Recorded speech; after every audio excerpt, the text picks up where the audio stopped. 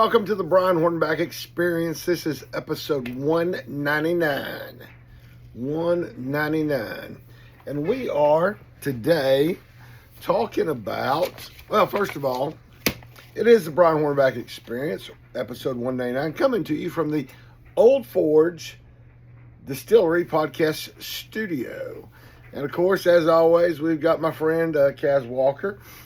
He's back there taking that infamous swing at a city council meeting here in good old Knoxville, Tennessee. And of course, we got the Go Bigs, Go Home, JB, Justin Biggs, your Knox County trustee. And you got 6 government days. You got tomorrow, the 20th of February, recording this on the 19th at about, I don't know, 7:30ish, something like that. So you got tomorrow, Friday the 20th, then you got Monday the 23rd, Tuesday the 24th, Wednesday the 25th, Thursday the 26th, and Friday the 27th to pay your taxes. Guess what, folks? Your Knox County trustee, Justin Biggs, recognized that, you know what? The county closed for a couple of days due to inclement weather. A couple of Mondays in a row were closed, and also closed this past Monday for President's Day. And so, on this Saturday, February the 21st, and next Saturday, the last day of the month, before you get a penalty on unpaid property taxes, the 28th of February, you can go downtown, City County Building, go through security, go up the 4th floor, and pay your taxes. Because we were closed during inclement weather days. We know a lot of you are not able to get to our office. I work for the Knox County Trustee. And so we know you're not able to get to the office between the normal hours of 8 to 4:30. And so we're going to be open this Saturday, the 21st, and Saturday, the 28th, at downtown Knoxville on the 4th floor in the City County Building, and at the Farragut Town Hall location on Municipal Center Drive, there near where Kingston Pike, Campbell Station come together, 8 to 12, 8 a.m. to 12 noon on February the 21st and 28th, because Trustee Justin Biggs in the last 4 years has made it a point of bringing government to the people. And so for the last 2 Saturdays of February, we're going to be collecting your taxes, and we're going to make it available to you so that you can continue doing what you need to do. This episode is going to talk about today, February the 19th at 12 noon was the filing deadline for the May 5th primary for the positions that are open in Knox County government. And so we're going to go through and we're going to find out who turned in petitions. Now, so we're going to say the ballot is set, right? But there's a little provision in the law that allows folks a 7-day free look period, if you will. So these candidates have 7 days to withdraw their petitions. There's a little with the Republican Party. There's requirements that you have to have fulfilled in order to be a Republican candidate. So there's a possibility that some people might be removed from the ballot.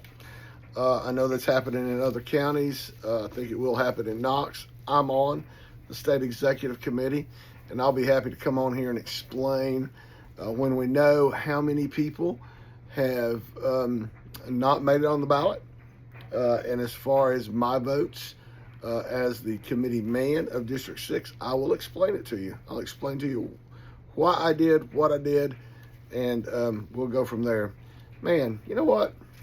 Sonic's a great place to get a drink. Diet cherry limeade, extra diet cherry syrup, and an occasional slush, but as you can see, it now has Coke Zero in it. If Sonic wanted to do a small sponsorship, I'm open to it.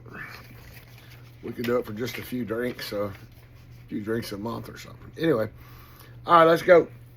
Criminal Court Judge, Division 1, District 6. It's the unexpired term of Judge Steve Sword. He got elevated by Governor Lee to the Court of Criminal Appeals.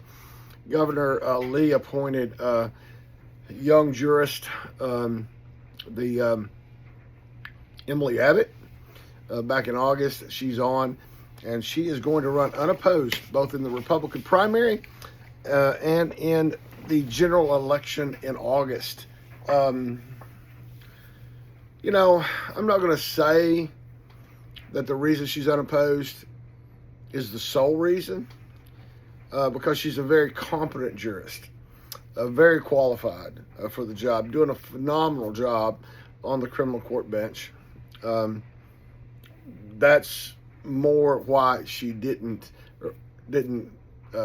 attract an opponent.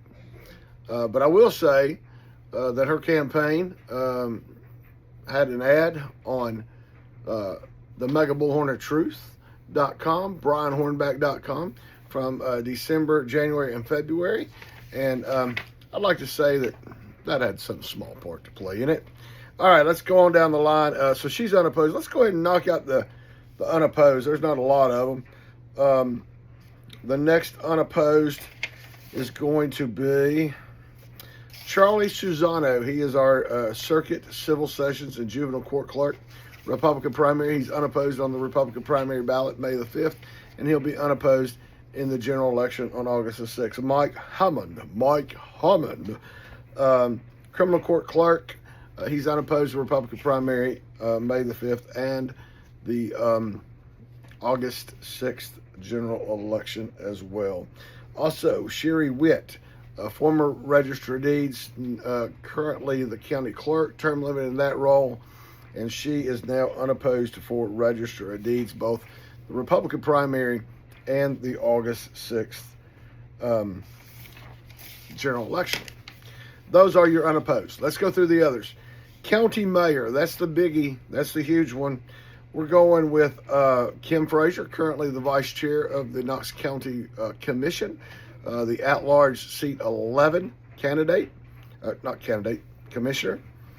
Betsy Henderson, former school board chair for a couple of years and the school board member in District 6. She's not term limited, but she's not running for re-election. She's running for county mayor.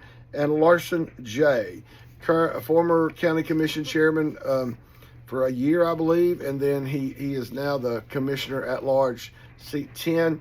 He's had that position for 7.5, will end his 8th year on August 31st. So those three are running in the Republican primary for Knox County mayor. They have a Democrat, a guy named Bo Hawk. He's the Democrat. Whoever wins the Republican primary May the 5th will face him on August the 6th. County Commission District 3, Commission Chair Gina Oster. She's finished up her first term. She is being challenged in the Republican primary by Sherry Super. And the winner of that primary will advance to take on Brandon Huckabee, a Democrat. In District 7, you have Barry Beeler, who's the secretary of the Knox County Republican Party. You have Buddy Burkhart, former Knox County Republican Party chair. And you have Justin Mash, former Young Republican chair. They're all running the Republican primary for County Commission District 7. That's out in North Knoxville, Powell, Hardin Valley, Copper Ridge, all that area back there. They have an opponent waiting for them in August. Whoever the winner of that Republican primary is will have a Democrat, William Cooper. In the at-large seat 10, this is the seat that Larson J. has today. We have Justin Kofer, a Republican. We have Kimberly Glenn, the Public Information Officer for the Knox County Sheriff's Office. We have Ronnie Rochelle. Ronnie had ran for that position 8 years ago against Larson J. So those three will be running in the Republican primary. We have an independent, Ronan Cunningham. I understand that she's a young lady, but she's running as an independent. And then there is a Democrat, Katina Sharp. So what will happen is the winner of that Republican primary will then be on the ballot up against the independent and the Democrat, okay? Then in County Commission seat 11, that's the seat that Kim Frazier has today, we have Michael Bayer. He has some issues that I talked about previously about the Republican qualifications to have access to the ballot. Also, he's one candidate. Garrett Holt, another gentleman that just was a late entry into this race, Matthew Parsons from Farragut, and Liz Tombras. Liz Tombras and Garrett Holt had run against one another for the 4th District County Commission Republican primary. And so now they're going for the at-large seat, opposing one another with those other two folks in there. Again, there could be some things happening in the next couple of days about ballot access. But David Velarde, a physician, I believe he's a foot doctor, is running as an independent, and Vivian Shipe, the voice of the voiceless, see her a lot at governmental meetings. She's running as a Democrat. So the winner of that Republican primary will then take on the independent and the Democrat. Let's move on to my boss, Knox County trustee Justin Biggs. He was served for 4 years on the at-large seat 11 for county commission. He served there. He's worked in the trustee's office for 20 years. There will be some bias on this race and this race alone in May, but as long as I disclose it, it's not really bias, but hey, we'll deal with it. But he's worked in that office for more than 20 years. He was on the county commission for 4 years, and then in 22 was elected in a contested Republican primary, and then a contested general election. He is running for re-election.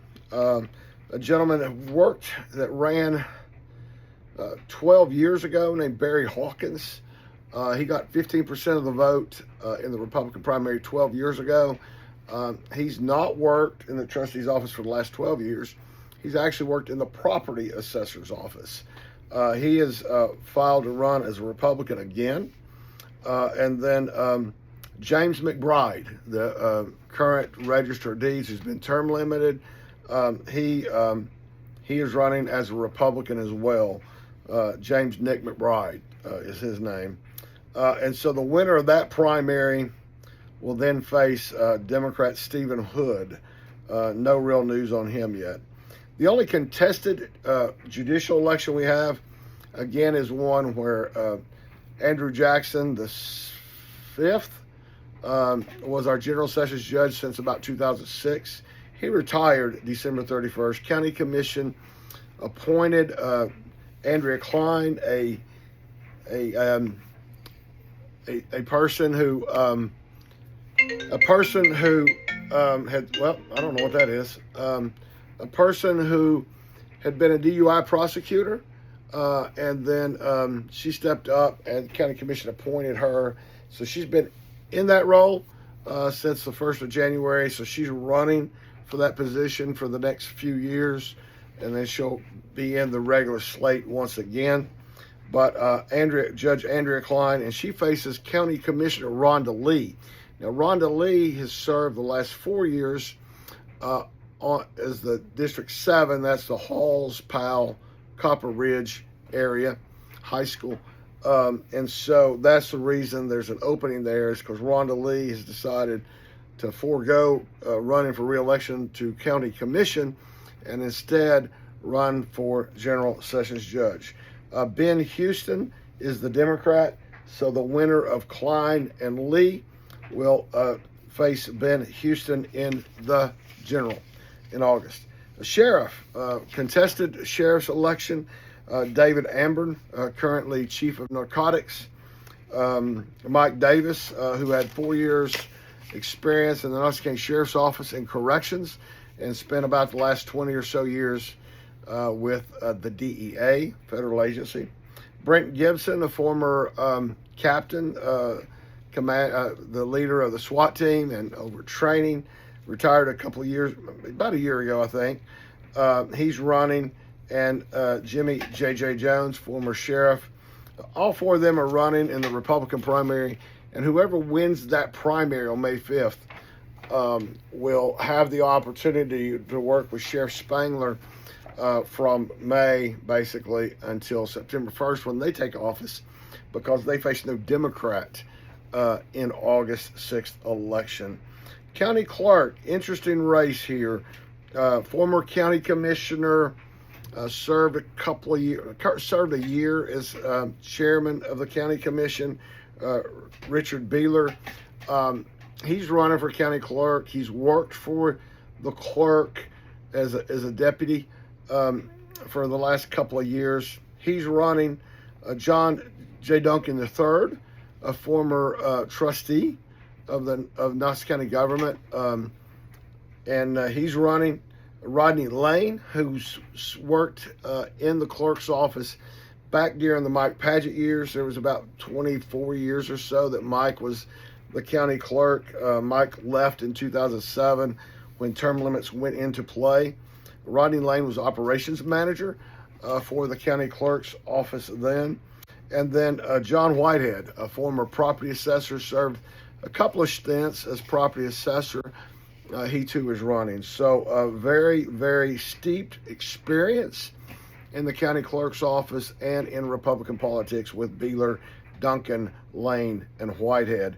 The winner of that race will then take on Joy Tate, the Democrat running for county clerk. Now we move straight into the last part, in that school board. In District 1, which is our East Knoxville type school board district, the current incumbent is Democrat John Butler. He's being opposed, interestingly enough, by O.T. Harris. I understand he's a young man, maybe 20. He, along with single mother Breonna Holloway, are challenging John Butler in the Democratic primary. When that primary is over on May the 5th, then they will face Charles Frazier, the Republican. Charles Frazier, you may remember, was the Republican that got out of the county commission race and took on Damon Rawls a couple of years ago. So Charles is a Republican and has been able to be elected, at least by the Republicans, in the 1st District for commission a couple of years ago.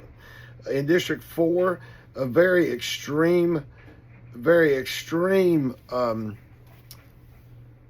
Democrat, liberal, Catherine Bike. She's unopposed in the Democrat primary, and Ashley Sartell is also unopposed in the Republican primary. So they can begin raising money and working into May the 5th with not a whole lot of sweat or stress, but the sweat and stress taking up when they get to August, right? In District 6, this is an interesting play. Kevin Crato, I think is how you say his last name. He's basically been the standalone guy since December. That was going to be the only person running for school board in District 6. Now, District 6 is Hardin Valley, Carnes, a little bit of Farragut. It's the stuff north, I believe, of Interstate 40 at Campbell Station Road. So Kevin was the standalone Republican. And then here at the last little bit, we've had 2 others that have entered the Republican primary. I know nothing about them. Leanne Eves and Theory Summer, I think is how I say it. So you got 3 folks running for the Republican primary to replace Betsy Henderson, the former school board chair, school board member, and now candidate for county mayor. The winner of that primary is going to face Cadence Collins, a Democrat. District 7 is a lot like District 4. Steve Triplett, the incumbent Republican, has no opposition in the Republican primary, and Amy Fenner is the Democrat. So again, like in District 4, they can campaign into May the 5th, but then they're going to ratchet it up into August the 6th. Then in the last race is in District 9 School Board. The current board chair, Christy, who served a couple of terms on the school board, she is opposed by a more elderly gentleman, William Sofield. I don't know much about him, but I'm sure we will be hearing about that. So the two of them will be facing in the Republican primary, and then the winner of that primary will then take on Brandy Jenkins, the Democrat, in August. That is the field. That is the ballot. Again, I only expect maybe a couple of changes to that based on Republican ballot access issues. And again, if that happens, as I anticipate it will happen in one or two situations, then from my perspective as a state executive committee man of District 6, I will be on here in another episode to explain the rationale for me of why I voted the way I did. And, there's 6 of us. There's a committee woman and man in District 5, which is the Lieutenant Governor's district. They have Loudon, Anderson, and parts of Knox. Then Jane Chedester and I have District 6, which goes from Halls through East Knox County, South Knox County, into West Knoxville, and ends up down in the Bluegrass area. And then you have District 7, which goes from Farragut, parts of Concord, Farragut, Hardin Valley, Carnes, and a little bit into Powell. So you have 2 folks, committee man and committee woman there. So that's 6 votes.